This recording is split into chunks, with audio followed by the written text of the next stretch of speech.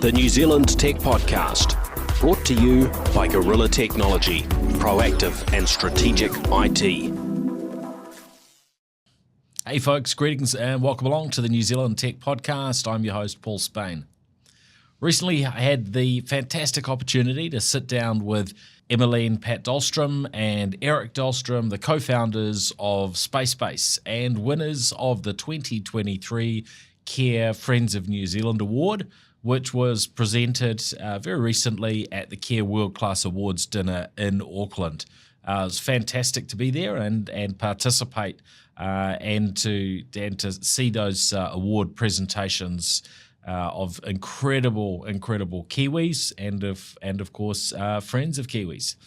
Now, with over 3 decades of experience in the space industry, Eric and Emeline are both passionate space technologists and educators who have worked with NASA, International Space University, Singularity U, and many other organisations.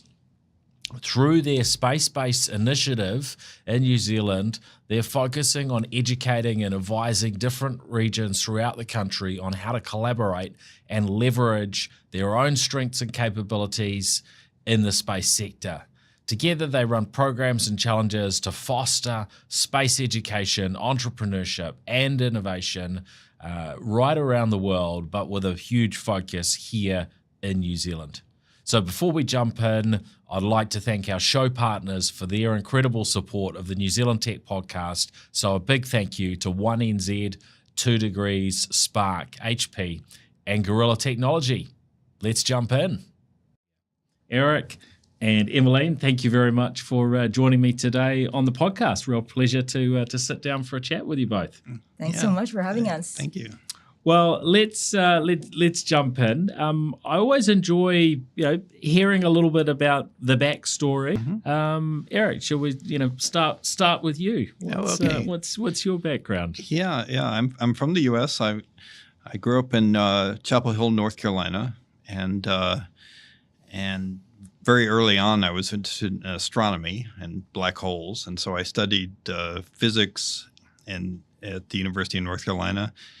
Focusing on black hole research, and then went to University of Maryland, where I studied astronomy, radio astronomy, infrared astronomy. But along that time, I started getting more interested in the broader space activities. So I learned everything I could about the space shuttle and the plans for a space station and things like that. And I actually started working in the space area for NASA Goddard, and then later NASA Langley, where I worked on space station design. I had to scramble to get a engineering training because I was hired as a space engineer before I even had taken an engineering course, which was pretty scary. So don't ask me to build a bridge or anything. It would be very, very dangerous.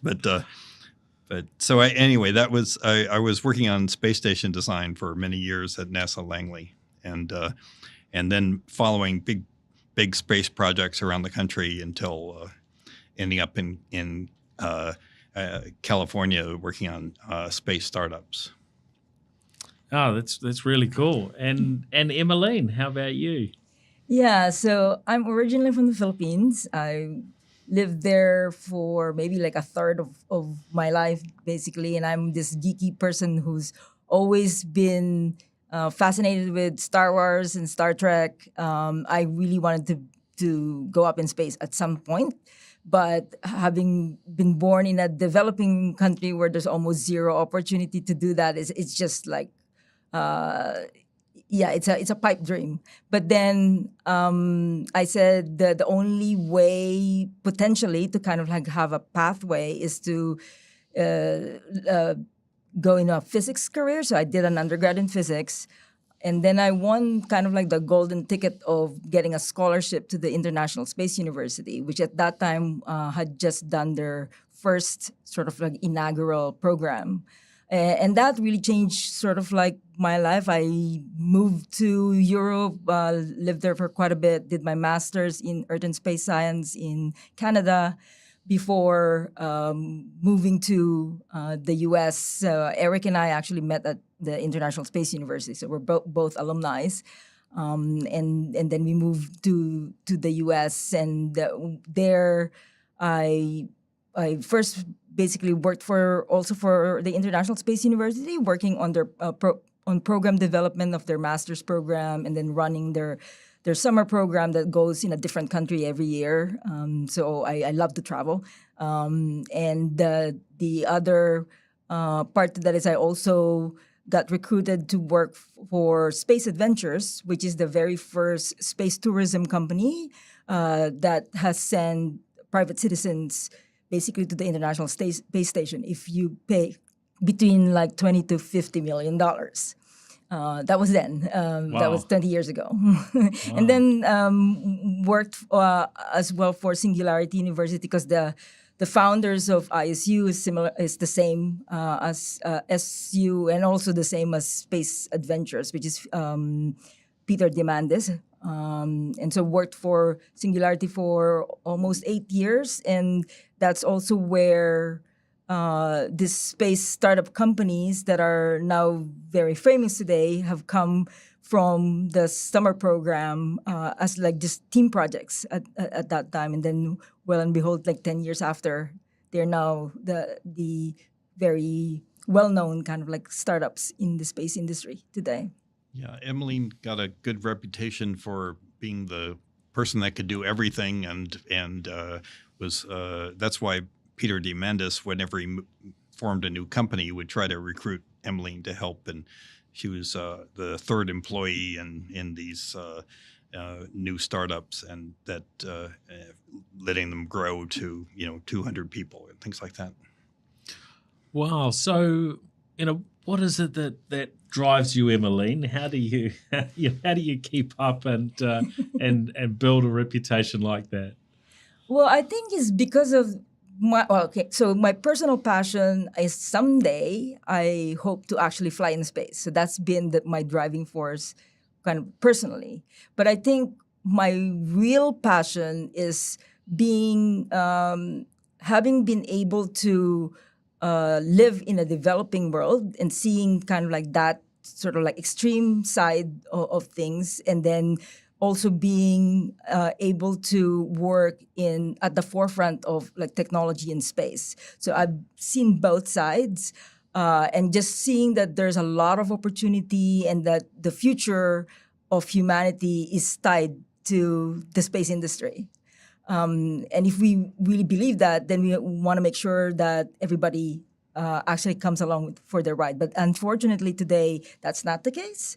That disparity actually is getting bigger, where most of the spacefaring countries or most of the rich countries today are dominating the industry, and we don't want to. I want to make sure that nobody gets left behind, and so that is my passion, which is sort of the reason why we created SpaceBase, and we think that the only way, or maybe the best way to do it, is to make sure that you catalyze ecosystems in those countries where it doesn't exist yet. And that's sort of why we're here in New Zealand. So walk us through a little bit, why you think space is so important to our future. Yeah, so there's many reasons why people focus on space. There's the traditional one where it's for science and exploration, which is great. I mean, that's sort of like what propelled us to go to the moon and go explore the solar system and beyond. Then there's the reason for saying that it's Plan B, because we would run out of resources here, and we need to make sure that that we could find all of those resources that will be needed for the future generations, and that's one thing.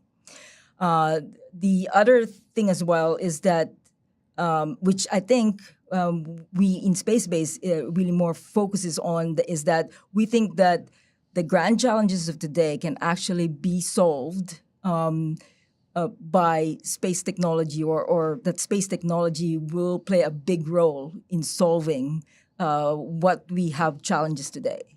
And so that's sort of like another reason why we focus on a lot of things that are basically earth-facing, which includes some of the activities that we do with like challenges and stuff. Okay. And for listeners that are maybe trying to connect up the dots, what are some of the past things that have been achieved that sort of stand out in your mind, because of work in space that has benefited humanity to date? Yeah, so I think people take for granted the space technology and the space industry today because it's flying under the radar. They don't think that it's actually space enabled. So, we have GPS, our phones. Like, how do you get from one place? Now you use Google Maps every day. You check the weather reports every day. Without without satellites, this would not happen. You go use Uber. That would not work if you actually had no basically the systems that are in space today. So there's a lot of things that we take certainly for granted that are part of our daily life, and so nobody can actually say that that space does not affect them in their daily life, because it does. Our friends in California, were building smaller and smaller satellites for NASA, and they finally said, "Wait a minute, these phones we're carrying around are super powerful. They're almost like spacecraft themselves." And they just one of them just took his phone and launched it into space and tested it and remotely controlled and took pictures with his phone and transmitted it down, and that allowed them to realize that all these components that used to be built, specialized for space, like $30,000 accelerometers, or actually can be replaced by a $1 chip that's in your phone. It's an accelerometer, and so that is where they built the company Planet, which now has more than 200 these small satellites scanning the Earth every day, and so that ability to take a look at the entire Earth every day and see the changes has made so much difference for monitoring so many different things that they're all the time in the newspapers and on the news reports. Their satellite images are being used just to report on daily events.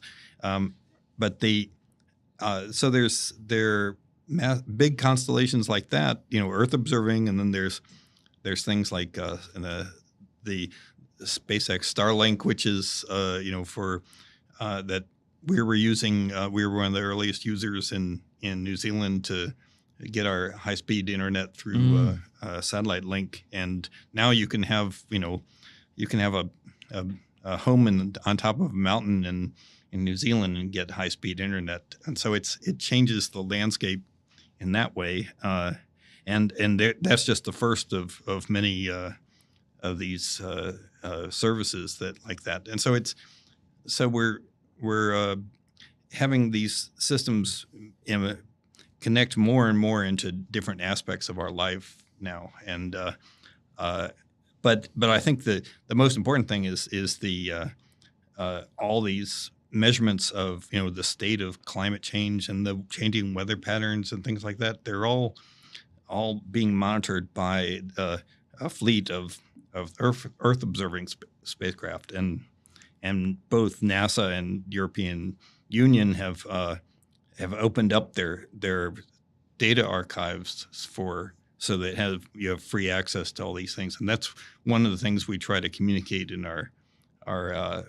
messages, is that a student with a laptop with an internet connection has more power than NASA did 20 years ago, and so it's you can really attack big problems just with the access you have now.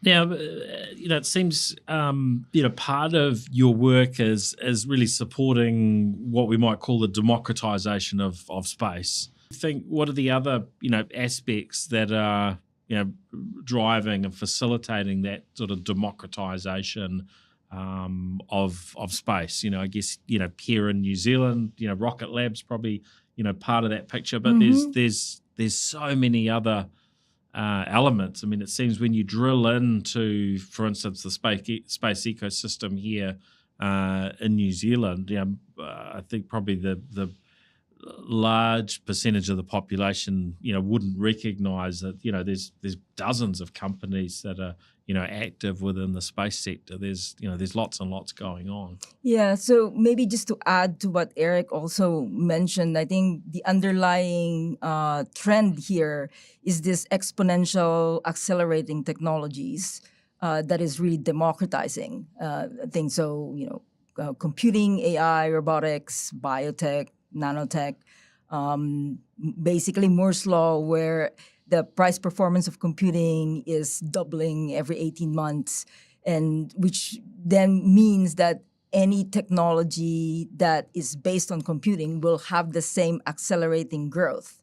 So, which is why the space technology or the space industry is having the same kind of like accelerated and increase sort of just within the last decade, which would never have happened like maybe a decade before, because we were still on that sort of like linear part of the graph. We're now at the inflection point where everything is going to be accelerating. And it's not just the technology that's accelerating, the change is accelerating. So there's a lot of things happening, which is for us really great to see that just within the past 2 years that there has been startup companies that are being birthed in New Zealand that are actually space startups, as opposed to businesses that are already existed before, but they're just creating a new business line or service that is focused or has some applications for space, which is really fantastic, kind of like to see. The other trend that we're seeing as well is that traditional investors, which used to in New Zealand would be be investing in sure wins, like real estate, for example, are now beginning to see the relevance and the opportunity for space. It might be a long-term thing, but then at least we're now seeing some of those major investors in New Zealand that are actually investing in this like startup companies, which is also another great thing to see. And it's not just VCs, it's not just angels, but that banks are also beginning to see that they need to also focus in this particular industry, which is fantastic. Yeah. So what was it that brought you both to New Zealand? How did you make that decision? It's a pretty big deal to pack up where you've been working and living for a long time and move to another part of the world. So in 2016, when the New Zealand Space Agency was just starting, and then Rocket Lab actually hasn't launched yet, the Edmund Hillary Fellowship Program got started, which is for investors and entrepreneurs to come to New Zealand, work on an impactful project that could scale. And a friend of mine basically told us that it exists and that somehow space is becoming a thing here. And so we thought it's just the perfect time to do it. And we applied and we got in. So we were on the first cohort of the fellowship. And so, yeah, it is certainly a leap of faith. But it's something that because we've been always interested in New Zealand anyway. And I think thinking back over the things that we've done over the past 6 years, I think it's the best place to actually prototype and understand how you could create ecosystems because of many things, plus also that New Zealand has opened the doors to us, and it was easy to kind of like implement and do the activities that we did over those years, and would have been harder if we were doing it, for example, from Silicon Valley, where we came from. And so when we arrived, and we were very enthusiastic and met with the people at MB and said, first off, we're going to make a directory of all the space companies in New Zealand. And they said, are there 3? We don't know. And so, but actually, Emeline made a big effort and found 240 companies and organizations that have some space connection in New Zealand, and so that was one big shock to us from coming from California, is that how hard it was to get New Zealanders to admit to all the cool things they were doing, and normally in California you like self-promote, within 10 minutes, but in New Zealand you have to sort of really work to get to learn about all the cool stuff that's going on. But then later in 2019, MB contracted an economic study of the industry, starting with our directory, and interviewed 100 companies, and that's where this number of the size of the New Zealand space industry of $1.7 billion a year has come out, and I think that woke up a lot of people and got a lot of attention from the ministers. Especially because that 1.7 billion is about the same size as the wine industry in New Zealand, which of course is globally well known. But we have our friends around the world, when they are very aware of what all the things going on in space in New Zealand. So it's definitely making a mark in the world. But there's more and more happening within the ecosystem. But maybe you could talk a little bit more to your work on that front with SpaceBase and the things that you've achieved to date, and the other things that are that are going on in terms of programs, competitions, and the like, and how those things fit into that picture. Yeah, so you mentioned the word ecosystem, and of course, an ecosystem means that you're actually influencing all of the stakeholders and all of the players, which is not just academia, not just government. You've got industry, you've got the innovation hubs as well, and all of those things, and of course the funders, which is very important, and all of those things need to may not grow at the same pace, but they need to all be coordinated to actually create the industry that needs to happen. So yeah, since the beginning, we have been trying many different methods of trying to either influence those stakeholders from the top down and then from the bottom up. So when we first started, we were creating like this meetup, just webinars and meetups, just to kind of like pique the interest of the public, and then also get local people to also come along in the bandwagon and be promoters, enthusiasts to create things. And so since then, we did a meetup in Wellington. I think we've influenced like trying to create the New Zealand Student Space Association as well here. We've done a number of briefings all over the country, either through banks like BNZ, to doing workshops in the Northlands to kind of like see what their opportunities and needs are to potentially create an ecosystem there. We've also done briefings down in the Southland. So this is like local government trying to show what the opportunities are. We've done educational programs and presentations all over the place, from actually primary school all the way to tertiary. But I think the main thing that we certainly have been doing since 2018 is running incentive prices.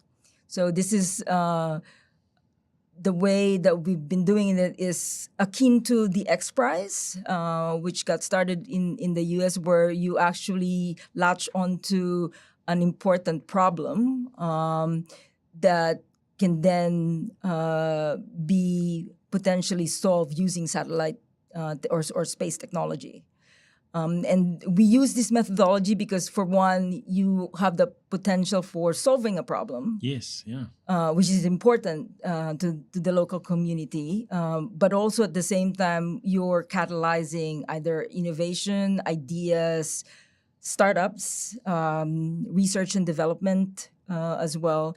And then we also found that it was the best way for us to also brief the economic development agencies all over the country, which would then be supporting the teams that are coming from their local area. Fantastic. Same way as how we got connected with a lot of the incubators all over the country as well, because they were supporting the teams that were kind of like from their area.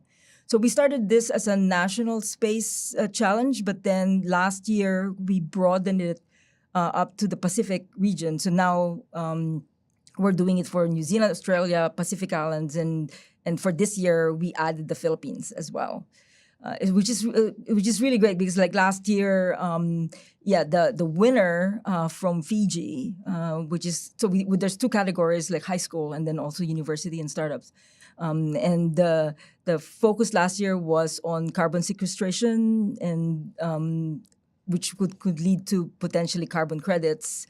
And so the winners from Fiji had this really sophisticated method of using machine learning and counting trees to be able to potentially see how they could apply it to carbon credit programs in Fiji. And so now they're collaborating with the Fiji government. Yeah, so and that the winner solution there, I think is someone should be looking at that team's results in Fiji, because it's the same kind of method is going to be needed in a couple of years for New Zealand farms, for example, to give you credits for trees anywhere on your property as opposed to these forest blocks. And so they've already demonstrated how they're good correlations with the satellite data and with the carbon sequestration numbers. So anyway, we think these solutions that are coming up, like a previous one was monitoring pollution levels in lakes and was able to detect pollution across New Zealand and all the lakes, and that these solutions that pop out of the challenge are something that can be carried on and turned into useful tools. So one other thing that we actually do is we also do technical due diligences for investors. So this is something that we started maybe 2 years ago as well, when now that there's interest from local investors to actually invest in like startup companies. So for example, we did the technical due diligence for Dawn Aerospace on both of their raises, same way with Zeno as well. So we've been briefing the investors on the opportunities of space here as well. That's pretty important to have that professional expertise available. Now, looking at the opportunities, for New Zealand, for New Zealanders, how would you describe that? There's obviously economic benefits when we're generating export revenue, but how do you look at the opportunity for New Zealand and other countries that you might already be working with or would work with in the future from really growing within the sector? Yeah. Well, one aspect is it's a very global industry, and so people will search around the world for the best component for their spacecraft and things like that. And so when New Zealand companies come up with innovative, part of that can be a part of some spacecraft, the countries around other companies around the world can latch onto that really quickly, and that's for example with Zeno's superconducting magnetic torquers, attitude control for the spacecraft.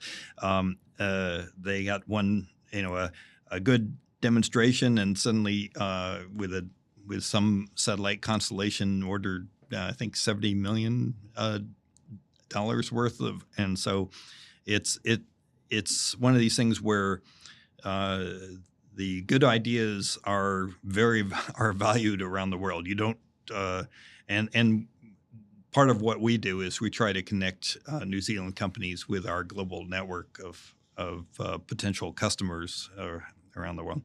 So you don't have to do the whole thing yourself in New Zealand. You can be just a player in the global environment, and but it is really amazing that because of Rocket Lab's capability, that and all the other parts like the things like satellite tracking from here, you can really do an end-to-end full mission, and that was point of discussion at the Christchurch Aerospace Summit was is it now the time for New Zealand to do a full end-to-end New Zealand space mission with using all the tremendous in-house capability.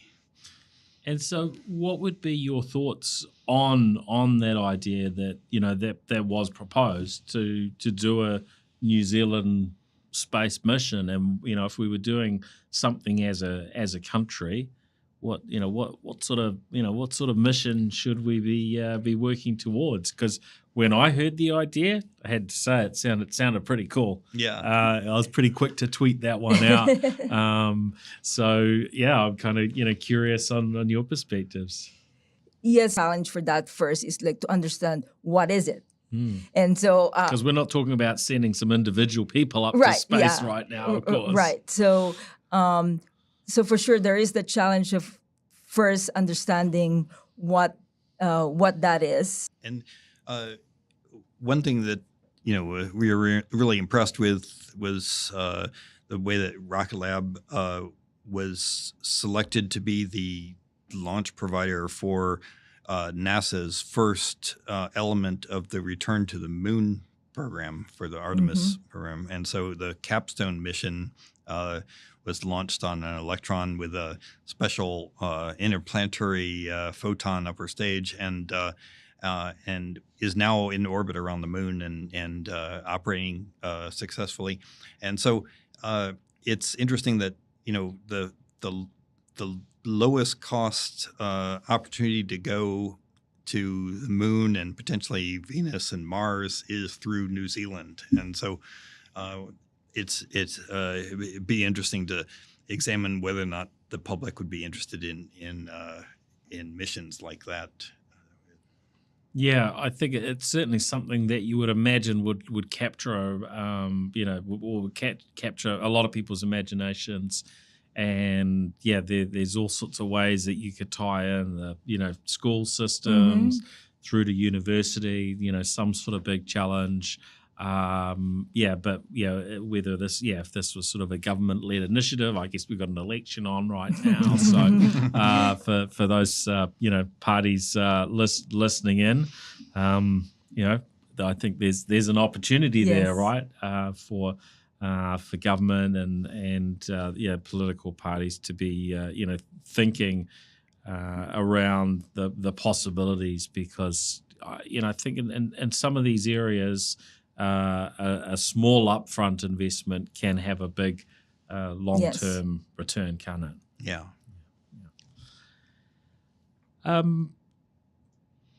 Where to next? I know you've had your Space for Planet Earth Challenge 2023. That's been happening recently. Yep. What stage is that at this point? Yeah, so right now we've just finished phase 1 of evaluating and down selecting the teams that have proposed to be part of the incubator. Part of the incubator, yes. Yeah. And so we'll be announcing actually in the Auckland Climate Festival, like I think in two weeks' time, officially the teams that will come into the incubator. The incubator will run, which is all online, will run between October to February of next year.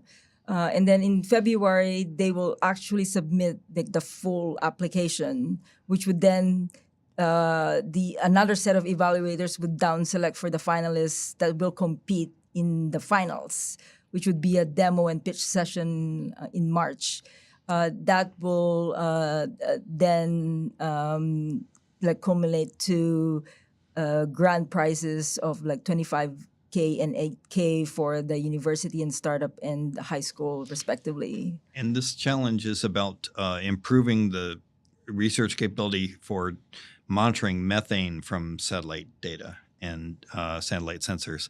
And the basically, methane is a greenhouse gas and is actually stronger absorption of heat energy than carbon dioxide. And it's been identified as if you can reduce the methane emissions, you can actually buy time for climate change and to reduce the carbon dioxide. And so these teams are proposing a whole set of different approaches for identifying the methane emissions and helping identify how to reduce them, and basically, attacking the main element of the climate change problem.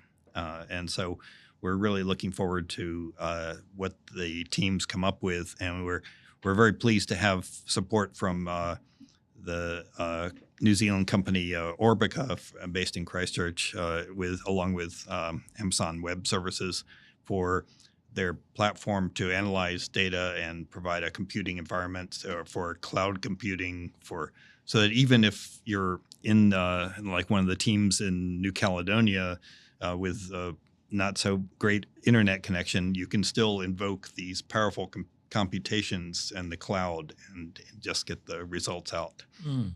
And we're really happy that the New Zealand Space Agency is also, and Callahan Innovation is some of our sponsors, as well as Australian Space Agency and the Philippine Space Agency as well. So we've got really great support from the local and also the Pacific region organizations that are either working in space or on climate-related issues. Mm-hmm.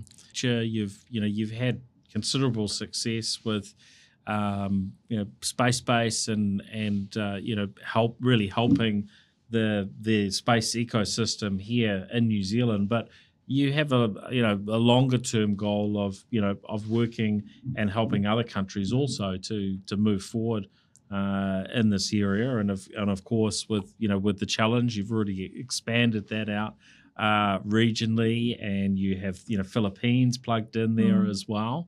What do you see as the next steps on that journey? Yeah, I guess we started, as I mentioned, we started SpaceBase really to focus on catalyzing ecosystems in developing and emerging countries, and New Zealand is sort of like just the first step. So for us now, we are starting to really focus on other countries as New Zealand ambassadors. Where our learnings here, we want to basically help other countries also do likewise. And so just over the past few months, I have been going kind of more outside to either India, Japan, US, and really kind of helping other countries understand how we sort of like did the things and activities that we've done here, and that it could certainly be done elsewhere as well. We're also collaborating with other sort of like APAC or Indo-Pacific industry associations that are now also being created within the region. There's a bunch of countries now that also basically want to help others that are in a different like level of their growth. And so I think the main focus now is the collaboration between countries. And for us, this is really fertile ground for us to kind of help others by also applying what we've learned here in New Zealand. Now, anything we do today, there's always, it's always looked at through sort of an environmental lens, as what's going on, sort of, positive for the planet, or is it negative? And sometimes these things aren't. There's pluses and minuses. How do you see the space sector, fitting into that? Because as a country, New Zealand, we've traded on the clean and green, but it's a complicated area when it comes to space. I think at the Aerospace Summit there were some people outside, protesting from a range of perspectives. And one of those was on environmental grounds. So just curious to hear your thoughts and how the sector's doing. Certainly in terms of the content at the Aerospace Summit, it did seem to very much align with the typical sort of New Zealand approach on things and a real focus on the environment.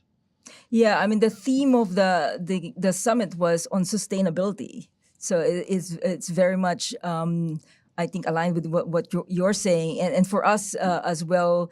For the past few years, we've been lobbying to say that I think New Zealand can actually own the brand of sustainable space, and we say that because even just like looking at the technology and the space companies that have started over the past few years, they're all working on basically sustainable space.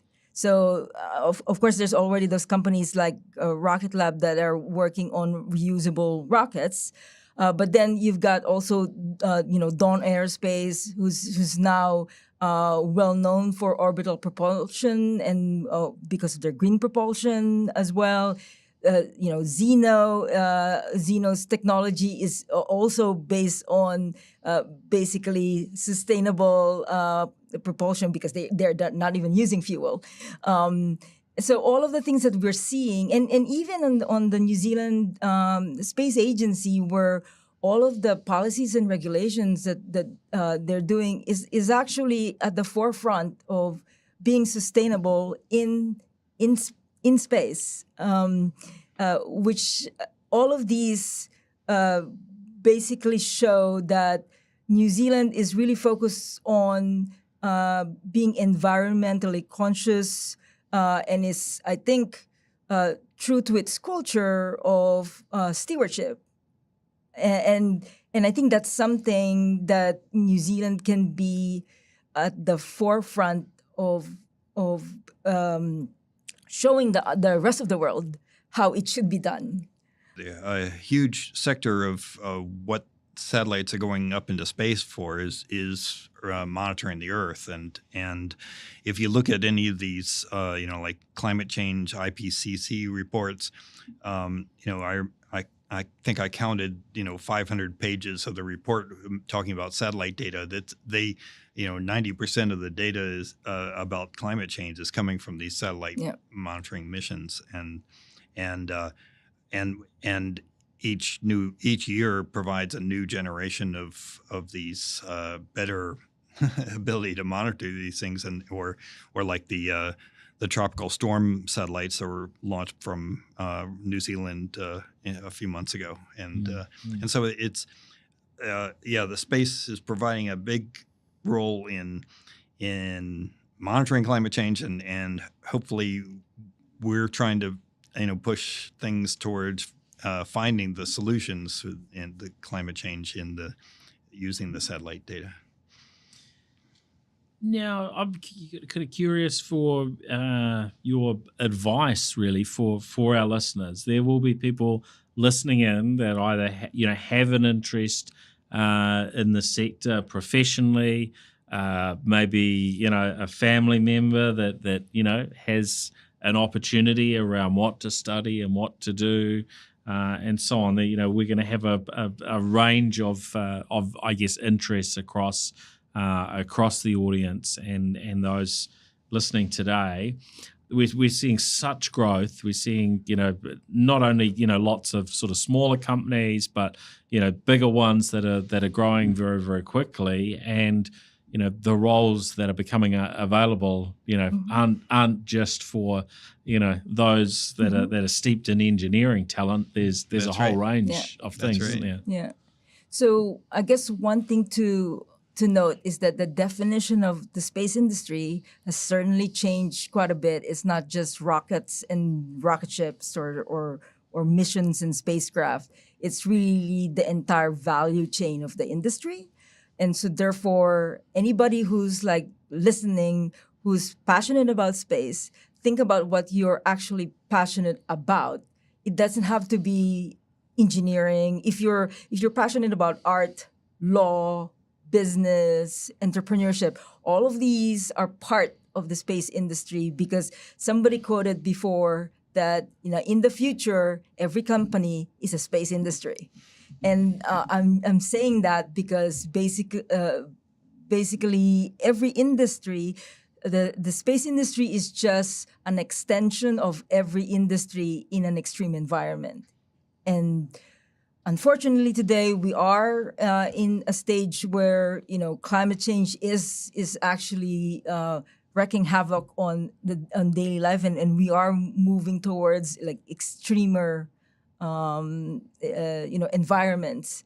And so space is just like an example of an extreme environment. And so if you can, again, it's just whatever you're passionate about, that's what you should really focus on, because there's something for you anywhere within the industry. I also like to point out that usually NASA sort of wants to present that they've got everything covered. Don't worry, we'll figure everything out. But every once in a while, they'll sort of sneak in a chart that says, here are the things we don't know how to do, and it's kind of surprising to see this chart with 50 items there that they don't know what to do.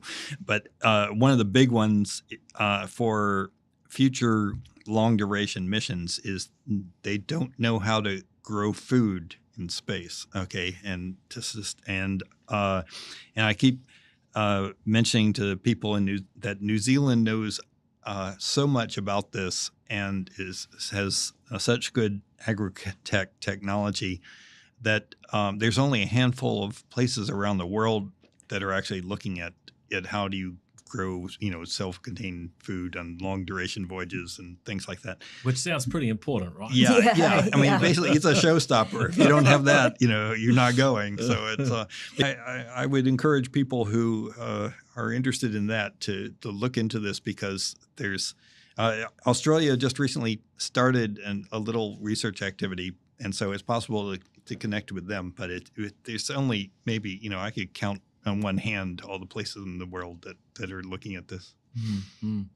And obviously you've got the directory at SpaceBase, so that's a place where people can have a look and get a feel for the ecosystem. They can tap into the different things that you're doing to support the sector.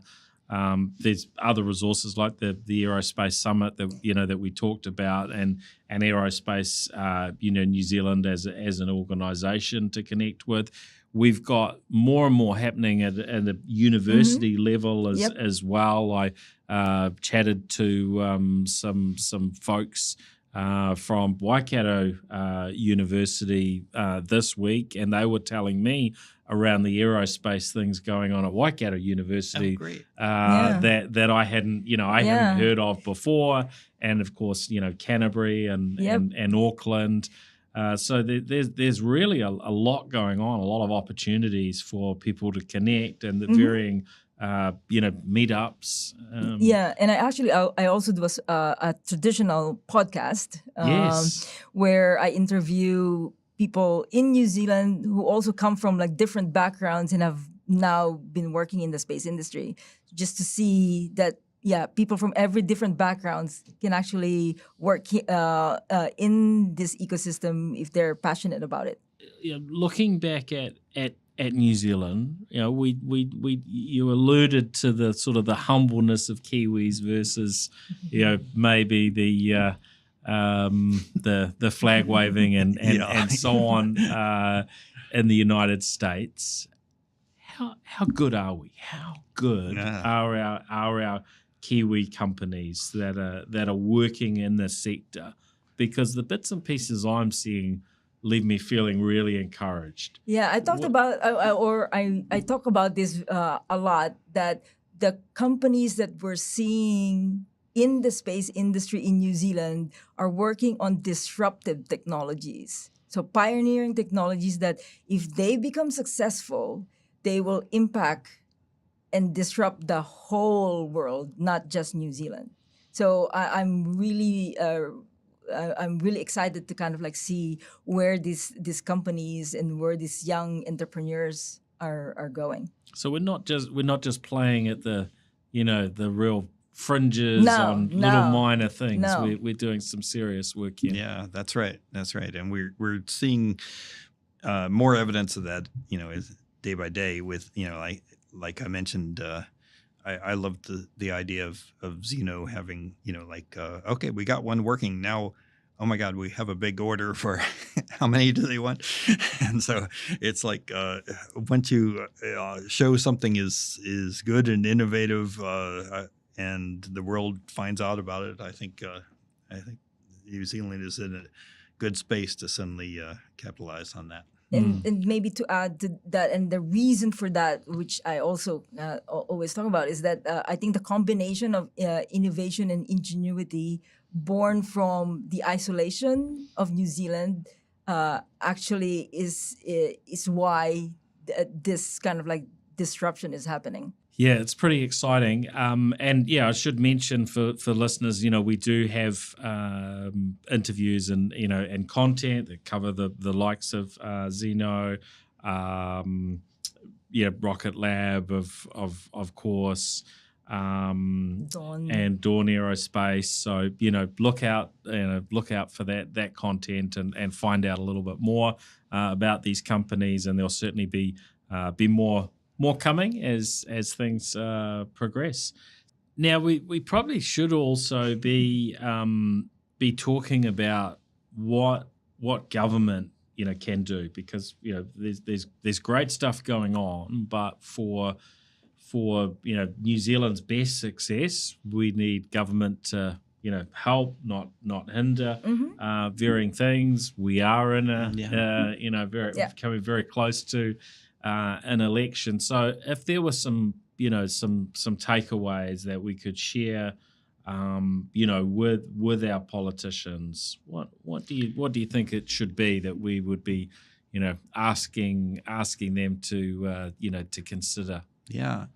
Well, a recent milestone was there's a now aerospace strategy approved by the government, and also the space policy. And so as I understand, we needed these umbrella kind of documents that say that the government is endorsing these areas that and now projects and initiatives can be initiated at below that and within those strategies and policies, and so I think a lot of this is just the people that we've worked with at the New Zealand Space Agency are very good, and they have lots of ideas about what could be done, and they just needed the government to say, yes, we endorse what the broad strategy of what you're trying to do, and now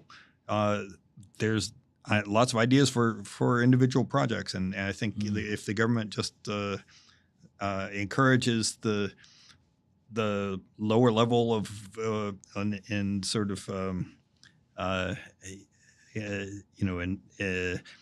enables these people to take action at a working level, I think that's really good.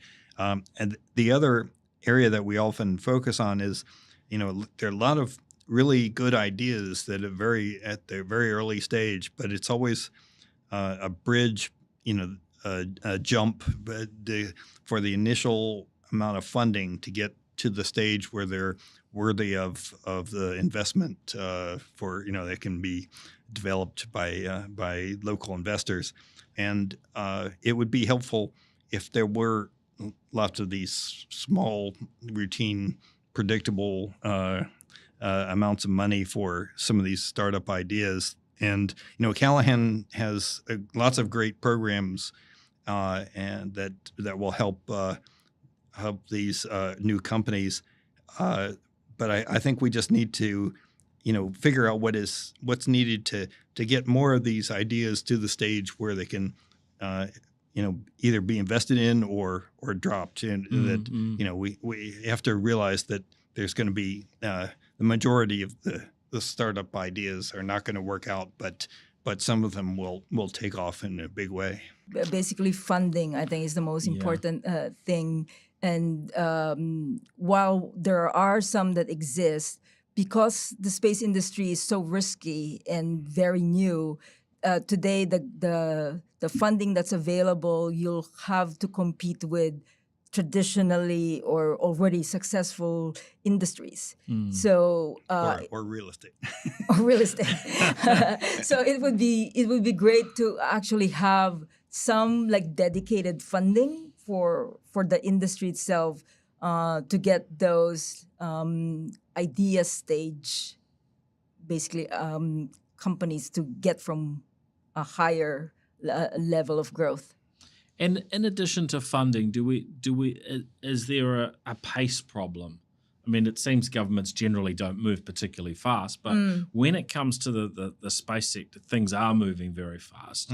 And if there's a policy that gets set and it doesn't get iterated upon and improved and adjusted sort of quickly, what can be the leading edge sort of space policy, one day before you know it, suddenly we're out of date and the policies don't line up to support the sector. Is that a risk, or do we appear to be moving along okay? I think actually New Zealand is very good at policy and regulations compared to like other countries, most places. Yeah. So I think at the moment that's not a real issue, and it's actually, I think it's a strength. The agency here is fairly small, and they have to focus on what they're really mandated to do. I think if there's potential for funding for the agency to be bigger so that they can also work on other areas that are lacking to develop the industry faster. I think that's also another thing. And it is possible. It's when New Zealand wants to move fast, it's possible to move fast, and that's really good because it's I like to think of it as the power of small. It's like you may think there's some elements of bureaucracy here, but you have no idea what we deal with in the U.S. And so if New Zealand chose to, they could really push the limits of in advancing policies and on things like they could develop new policies on space debris. They're getting close with the active debris removal, which would be setting a precedent for around the world. They could be choose to have policies related to the moon or deep space or and things like that. And so I don't think New Zealand really appreciates how the small size of the government agencies allow them to be agile and really set and then lead around the world. And so there's opportunity there.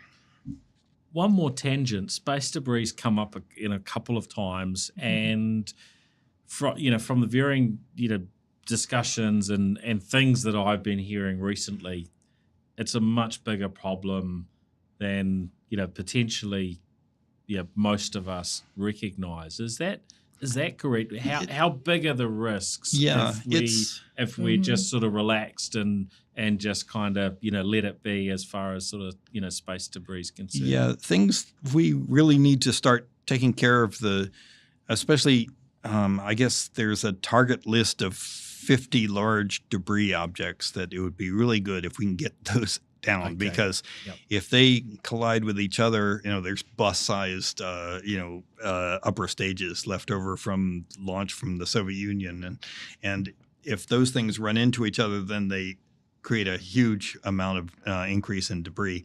That'll break up into lots of pieces. Lots of little pieces, and so we're not